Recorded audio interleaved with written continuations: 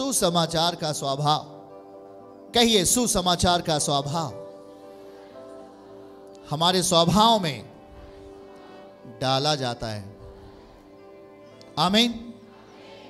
पहला कुरिन्थियों पहला अध्याय और उसकी 18वीं आयत नोट करें और देखिए यहां पे क्या लिखा गया। पहला कुरिन्थियों पहला अध्याय और उसकी 18वीं आयत।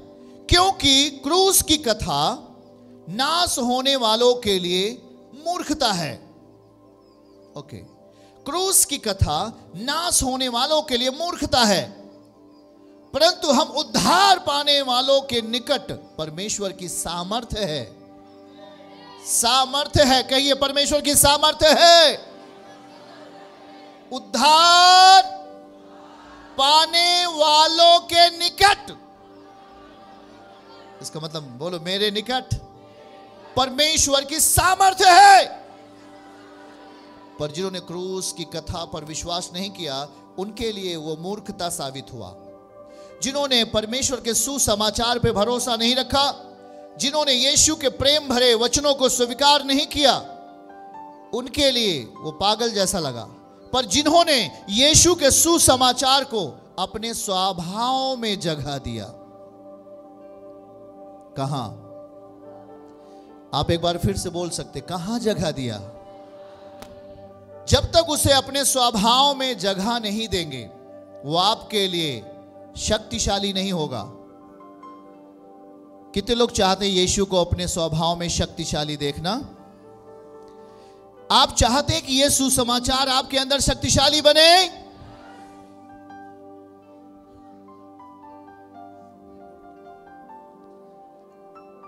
लोगों ने यीशु मसीह को सलीब पे टांग दिया और लोगों ने सोचा ये कमजोर है। लोगों ने क्या सोचा? यीशु कमजोर है, बेचारा है, लेकिन वो अपने मास्टर प्लान में था। आमीन। कौन से प्लान में था वो? अपने मास्टर प्लान में था, सबसे बड़े योजनाओं में था वो। उसको ये नहीं पता कि वो यीशु जिसने 4 दिन के मरे हुए लाजर से कहा लाजर बाहर आ जा, तो जो लाजर मर गया था वो क्या किया? वो बाहर आ गया। किसके कहने से बाहर आ गया वो? इसका मतलब सुसमाचार जो उसकी सामर्थ्य है। लाजर और पूरा परिवार क्या करते थे? यीशु पर भरोसा रखते थे, विश्वास करते थे, यीशु की सेवा करते थे। जब लाजर मर गया तो यीशु उसे फिर से जिंदा करने की सामर्थ्य रखते हैं और फिर उसे चौथे दिन उसे जिंदा किया, लोगों के सामने खड़ा कर दिया। याद रखें कि यदि हम उसके नियमों में, उसके स्वभाव में अगर हम जी रहे हैं तो उसके कहे गए शब्द हमारे लिए जीवन होंगे। यदि हम उसके स्वभाव में विश्वास के साथ जिंदा हैं तो उसकी बातें हमारे लिए शक्तिशाली साबित होंगी। जैसे बीते कल पतरस यीशु को देख रहा था और नीचे की जो पानी था वो चट्टान बन गया। क्या बन गया वो? मेरे प्रिय भाई बहनों, यीशु कहता है कि अगर तू मुझ पर विश्वास करे और मेरे स्वभाव में जिए तो तेरा किया गया विश्वास व्यर्थ नहीं होगा। आप सुसमाचार के द्वारा अपने जीवन को बनाना चाहते हैं कि नहीं? याद रखें, सुसमाचार को छोड़ और कुछ भी नहीं। जो पूरा पवित्र शास्त्र है वो सुसमाचार है। और इसीलिए जब आप यीशु को जानते हैं तो यीशु आपको तुरंत मना करते गलत चीजों से। गलत चीजें आपकी जुबान से रिवाइज नहीं हो। गलत मानसिकताओं को अपने अंदर मत बनाओ। गलत विचारों को अपने जीवन से प्रकट मत करो। उसे अंदर ही अंदर खत्म करो। उसको जुबान पर मत लाओ, उसको अपने मानसिकताओं में मत लाओ।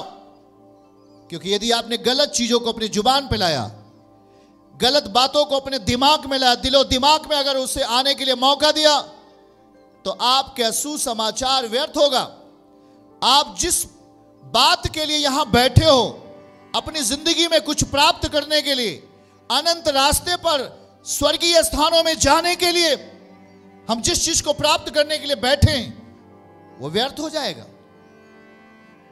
इसलिए जो विश्वास की आत्मा है वो सुसमाचार से शुरू होती है। आमीन। विश्वास की आत्मा सुसमाचार से शुरू होती है।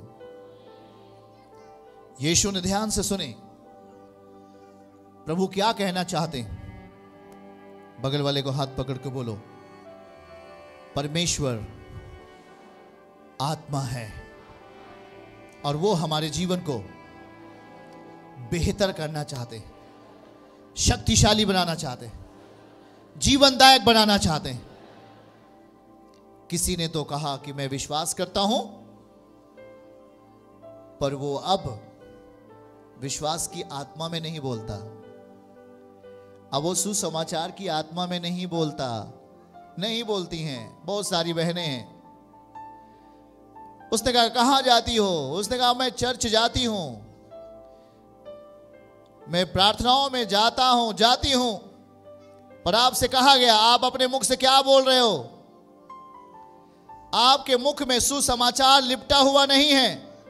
शायद आपको गुस्सा आ गया और आपने गाली दे दिया।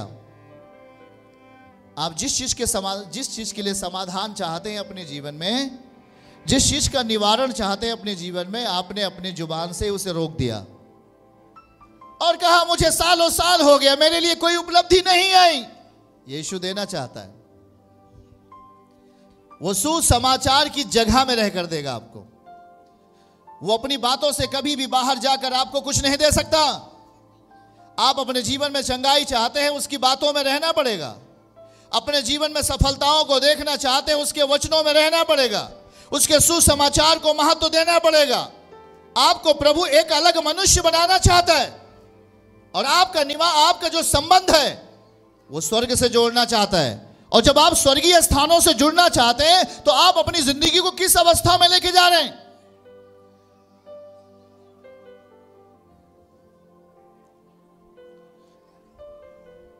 पढ़िए जल्दी से हमारे साथ इफिसियों पहला अध्याय 13 और 14 आयत। इफिसियों पहला अध्याय 13 और 14 आयत।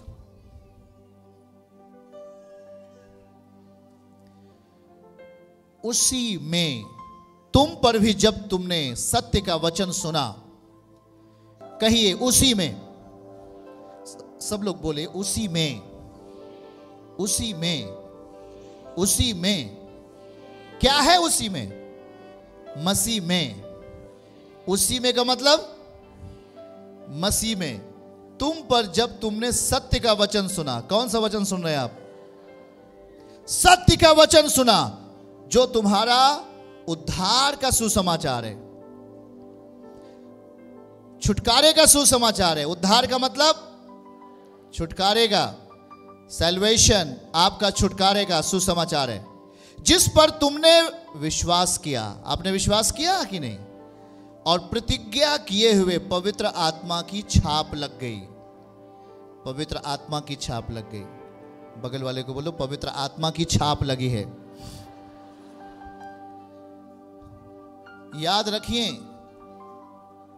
पवित्र आत्मा की छाप आपके ऊपर परमेश्वर लगाना चाहते हैं। जब कोई देखे तो पहले ही ऊपर लगी हुई मुहर से जान जाए कि ये किसका बेटा है।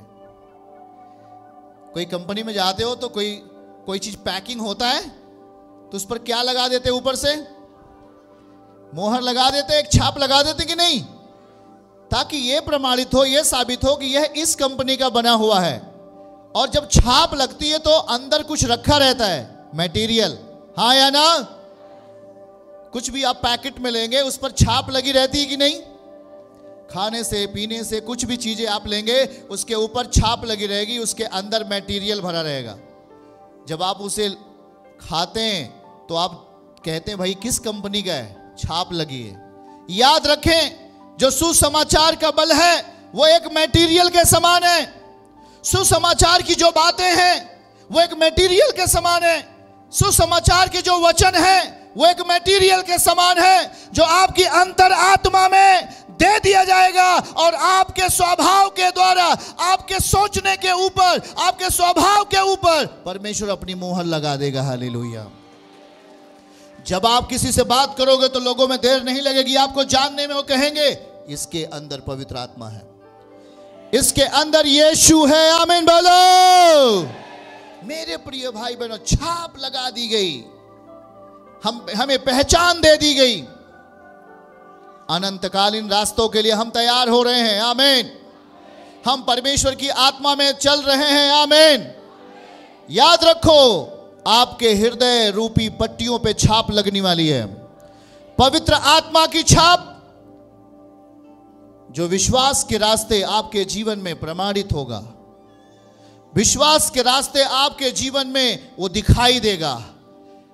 पवित्र आत्मा वचनों को ग्रहण करने के द्वारा आपके जीवन में, उस वचन को पूरा करने के द्वारा आपके जीवन में वो अपने आप को प्रकट करेगा। आप उसे अपने अंदर बढ़ाओगे, आप अपने अंदर उसे संवारोगे।